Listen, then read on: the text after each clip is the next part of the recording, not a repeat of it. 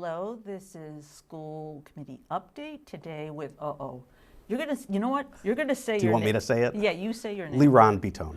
Who is the Ward 7 school committee member. I am Sarah Fishman. I listened to that audio file so many times and I still, on your website, and I still didn't. Yes, and my sympathies to everyone who has to say my name because it doesn't look like it's pronounced. It's not fair to get someone's name wrong. I have been living with it my whole life, and Okay. I extend grace to everyone who I correct. I have Wow. good friends of mine who don't say it correctly, and it's. And you're I know still what my friends. name is. Okay, well that's good. Okay, so let's start with a brief little intro kind of period here. So how long have you been on school committee? I am a year and a half into my first term, so 17 months if we're counting. I started January of 24. So were you head of the citywide PTA before that? Yes, the current person, Ryan Williams, succeeded me. I was president of the citywide PTA council for 2 years, and before that, president of the West Somerville Neighborhood School PTA for 3 or 4 years, and some other leadership there too. And you have 2 kids who went or are going So I there? have a daughter who's in 10th grade at Somerville High now, and a 7th grader at West. You're busy, okay. I'm busy. Yeah. And you chair, what is the subcommittee of the school committee that you chair? So I chair the school building facilities and maintenance subcommittee, which is jointly held with the city council's subcommittee of the same name. And I had to pause there because it's such a long That's so funny name. because I saw that somewhere on the website and then I saw elsewhere it was shortened to something else as a name, but maybe it's just the city versus the school designation. It could be. Yeah, okay. So we're going to get into that because what the city handles and what the schools handle are not the same. Right.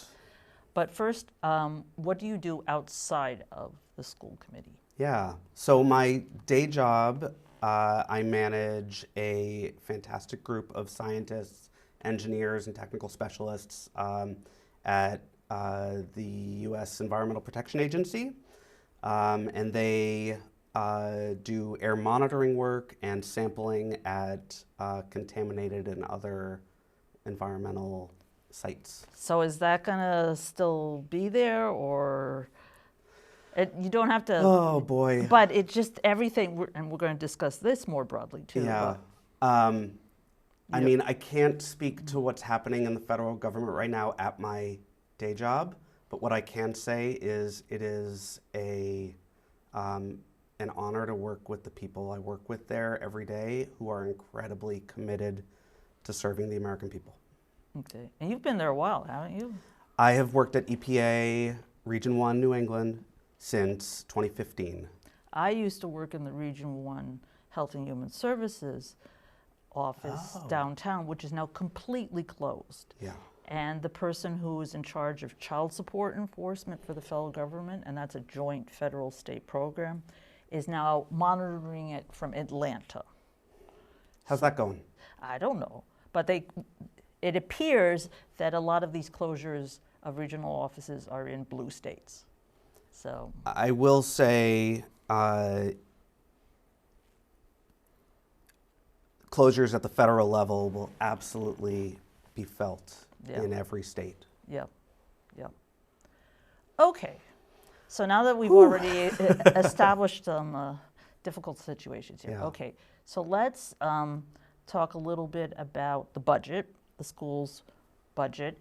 Can you just, I don't know how to summarize this, can you talk about how Dr. Carmona, Superintendent Dr. Carmona's proposal for fiscal year 26 is going to be, is it going to be significantly different, or are there any big changes from the current budget? So the proposed budget, which he and his leadership put together with input from the school committee and outside stakeholders, is about 5.25% higher than our current budget. that was put together to meet, as best he could, what the mayor had instructed him, which is that the schools would be given a 5% increase. So he tried as best as he could to meet that 5%, but he ended up exceeding it, even keeping what we call a level service budget. So there are a couple additions that we had to put in for compliance purposes, or let's say a new classroom. You obviously need a teacher in a classroom. But the additions were very, very minor with respect to our overall budget. It is a level service budget. Okay, and it's about 5.9%, it's about 6%. So it's funny, it's close to 6%, but with some financial management using our revolving accounts, they were able to move some funds around and get it down to 5.25%. But what we'll feel in terms of what we'll be able to extract from that 5.25% is more like 6%, because they're moving funds around. That's clear as mud. Yeah, and you know, there's you know, we have financial experts that can probably explain it a lot better than I could. Okay, well, but the general idea is there. So is there anything that was included or excluded that you were concerned about? Was there anything in there that you didn't feel needed to be so supported? Or so we heard last week we had our budget hearing. Yes. And we had a very lively turnout. There was a union rally. Lots of educators, parents came out to express. I watched a little of it, Yeah, I watched all of it. I was there in the room. So, you know, there was a lot of energy. And what I heard there really impressed upon me what I feel myself, which is that we need, as much as we can, more resources to serve our students. Just plainly put. Are you talking about teachers, staff, other? Yeah, student-facing positions. Oh, I don't know that term. That's a good term. Oh, yeah. So, you know, when I think about people in the superintendent's office, right, though they serve the district and they're working to support teachers, they are not student-facing. So I think educators, yes, we need more support for our educators. And one thing that particularly concerned me was accounts from parents and teachers about students who had missed their legally mandated special education services. I know this has been an ongoing concern. So what is the answer, so to speak? So I don't know yet.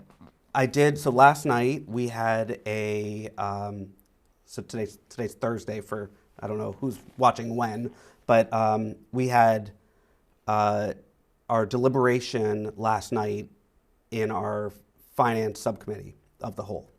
And I brought this up, and the superintendent, the director of special ed are going to go back and pull the numbers around how many students are missing services and how many hours are they missing. And what I hope to learn from that is whether we actually may need an adjustment in having more special educators to meet those needs. So that is why I asked that question, because every student, first of all, is legally entitled to those services if they have it written into their education plan. So that was one thing that I saw maybe is missing from our budget. But other than that, you know, it is a level service budget. I think there's always more we can do. So we should probably define what that means. It means that I will defer to you to define that. Yeah, so level service, the way I take that to mean we will continue to offer the support that we are currently offering. We won't take anything away, but we're also not going to add anything unless absolutely necessary, which is a hard thing, especially for someone who has been advocating for increased budgets for some time. Right. So now the union people Yes. who were protesting and in other contexts have talked about fully funding the schools. Yeah. So what does that mean exactly? Oh, Sarah, that is a that's a really good question. I think the union has articulated that as well as they can. They are seeking more money for our schools, plain and simple. They have specifically called for a 10% increase. I haven't seen an analysis from the union about how they get to that 10%. And I don't have control of what the mayor allocates to the schools. Now, they were asking the mayor to make that decision. Right. And that is a mayor's decision. Right. And while I agree that more and more and more money for our schools, I can get on board with that. But I also know that the mayor has instructed other departments to cut up to 3% of their non-personnel budgets to make space for the schools to have a 5% increase. And if I can stop you there for a moment. So we should say that several years ago, the mayor allowed for a 10% increase. Yes. So what the union is asking for. And that percentage increase has continued to be high, but has decreased. So it's been like a 10% increase, and then like an 8% increase, and 7%, and then this would be 5%. So can you explain your understanding of why that has changed? I mean, I would like to see a 7, 8, 9, 10% increase every year. Well, that's not what I asked you. I asked you, why has it changed? Because I think it's things beyond. The 10% increase was, I think, specifically to meet a renegotiated contract with our paraprofessionals. Right. They had something like a 30% increase in their, thankfully, in their pay. They needed it. Other additions over the last couple years, including social workers, other special education support, some of which came in through use of ESSER funds. ESSER was our COVID era funding that has now come to a close. I'm so glad you define your terms. Yes. So that is dissipating. So Yes. that makes it harder to have higher percentages, larger increases in budget. And not just that. Yeah. The regional economy is shifting right now. So a lot of what Somerville relies on is real estate development, and we get income from all the new developments that are happening.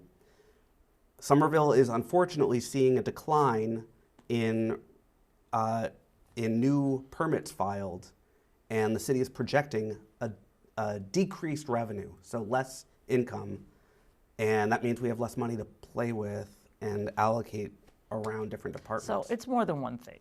It's more than one thing, and don't forget the federal government. Yeah. So let's talk about the federal government. So we have some slash and burn going on here, you know, gutting of major things. How much will that affect Somerville per se? Do you have a sense? If the administration is successful in defunding public education, we could see a decline of millions of dollars that currently go to our schools. And currently, what is the budget? It's like It's a little over 100 million, so it's 106 million. And it's normally about a third of the total city budget. The schools are about a third, I think. Yeah, I'll take your word for No, that. well, generally speaking. Yeah, But the Yeah, point that's is, about right. the point is, it's a lot of money. it's a lot of money. That's the point. Okay, so is there anything that both the cities and/or the schools can do to backstop that is not already being done? Oh, so you took my easy answer away, which is we already are doing more than almost any other district. You, of course, have heard that we're suing the federal government. Along with Chelsea. Oh, so there's another one. Okay. So that the city is suing the government with the city of Chelsea on its immigration issues. The Somerville School Committee, along with the East Hampton School Committee, are plaintiffs in a case against the federal government to stop with the withdrawal of funds for local educational districts. Why East Hampton? That's interesting. So we joined together representing different types of municipalities. So they're a much more rural or less urban district. We are, of course, urban, diverse district. We both stand to see major harm based on the federal government's intended actions. Okay, so, well, it's not okay. Thank you for that explanation. So have people come to you, either your constituents or others, and said they're particularly worried about type of program A being cut or something else being cut? People come to you saying they have a particular concern? Yes. And what is it concerning? So we came out strongly, the school committee came out strongly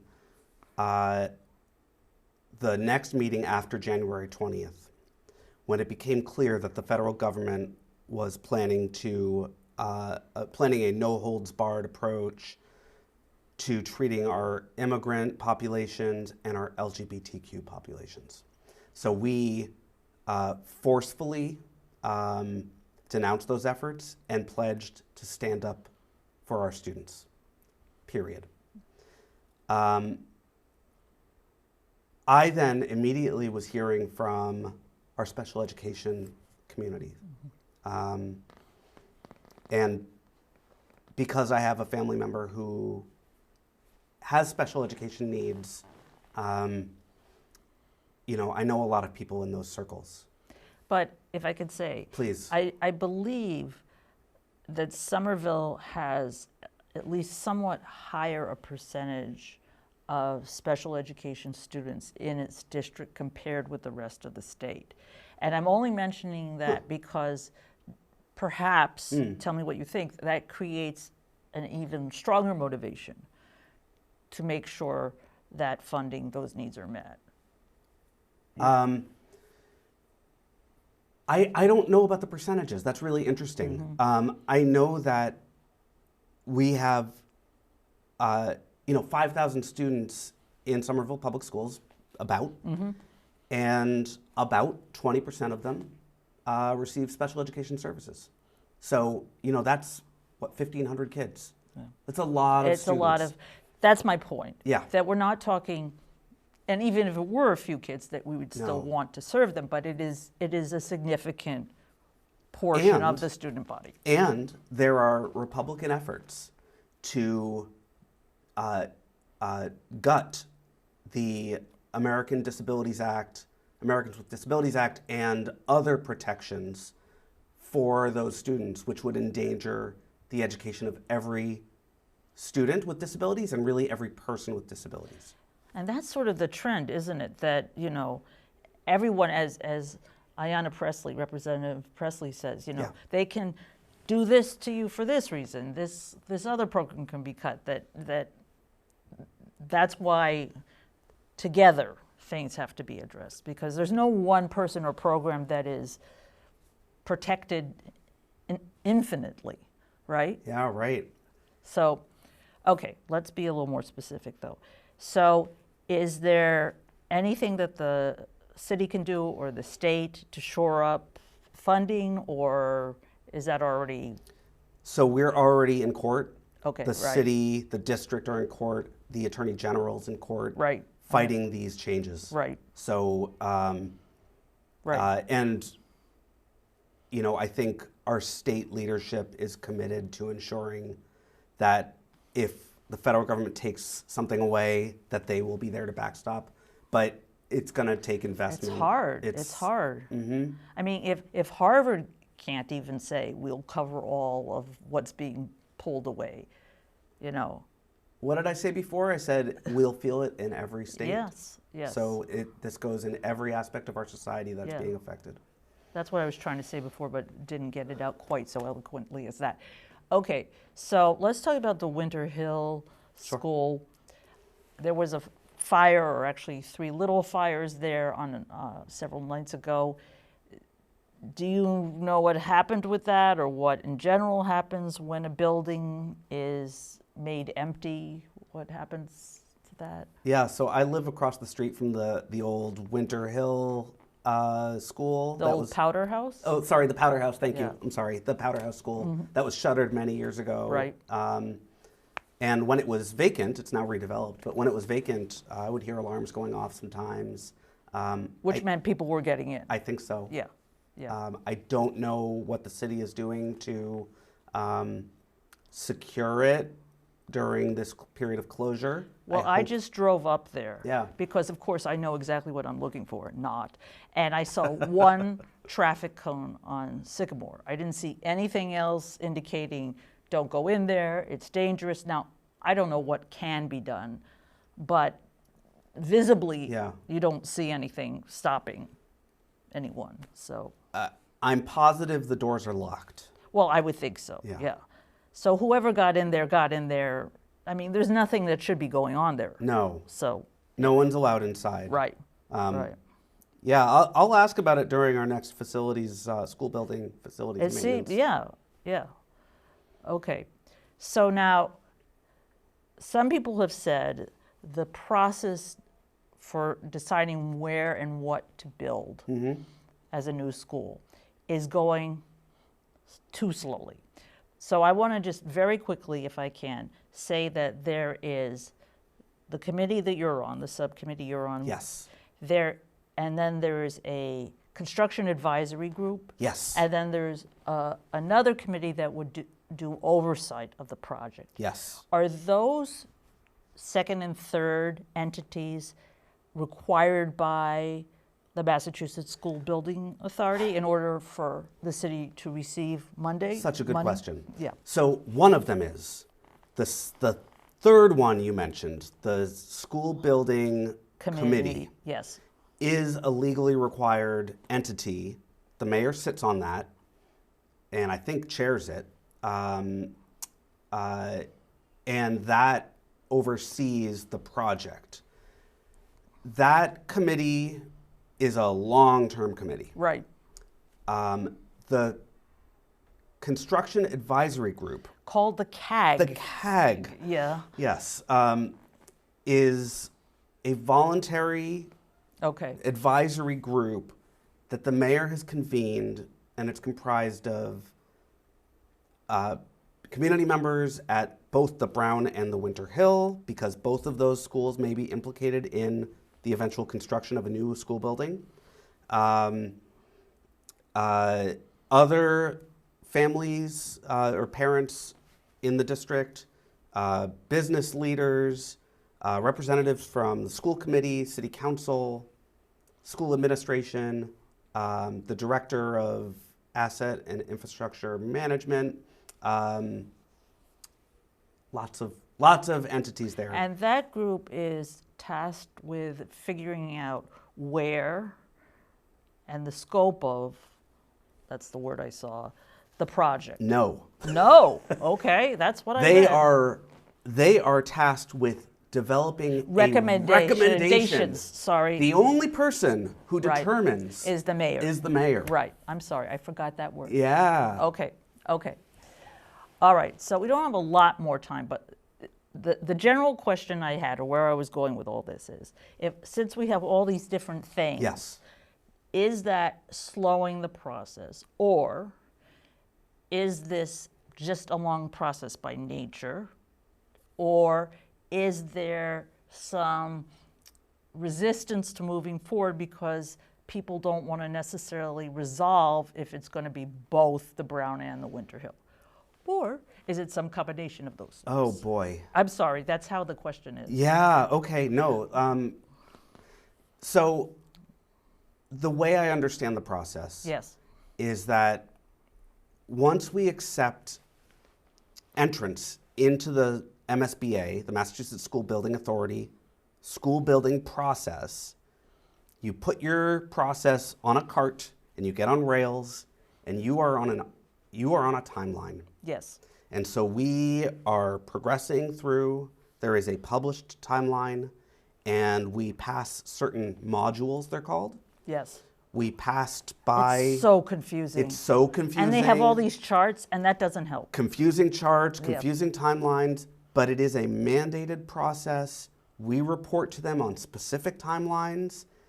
They tell us what to do, and we continue forward. We have no control over that timeline. And we should say that with the new high school, which we are in, by the way, that Yeah. the studio is in the basement of the high school, that the Massachusetts School Building Authority paid for about half of the cost of the Yeah, I wasn't school. involved in it then, so Well, maybe a the little point more is, than half. it is in our best interest to continue through the process as much as possible because it's not a small amount of money being considered. It is a huge amount of money. Yeah. And the city, in this fiscal environment, we made the decision to get state funding for this. So it's about half the building. And I think we're one of 4 districts now Yes. at the stage that we're at. Yes. Okay, so now I'm going to ask you a completely different thing, Awesome. which is you have said that you support either a central middle school or junior high. Yes. So that would be a whole different thing than what we have now. Right now, most of the schools are K-8. Yes. Except And for one K-5. and one K-5, which is the Brown School. So what do you envision? You want to see middle grades closer to each other, or? Yeah, so as a parent, I saw how my kids struggled, and I have now another middle schooler, how my kids have struggled in a very small cohort. When you reach that age, having a larger tank to swim in can be beneficial. Also, I've talked to our educators who, in this K-8 model, middle school it's a particular skill set. It's harder. Yeah, and if you're, I don't know, a math teacher at one of our K-8s, day by day, you're looking around, there are no other middle school math teachers. You're the one. And so I think there's a potential advantage to having a centrally located middle school or junior high where our educators can collaborate and learn from one another, where our students can mix and meet a greater, have more diversity. I think it could help address some of our diversity issues in this city, frankly. And could also be a venue for greater after-school programming for our middle grades, which is sadly lacking in the city. Well, on that note of a broad vision of what the future could be, we have to stop. This has been School Committee Update. Have a good day. Thank you.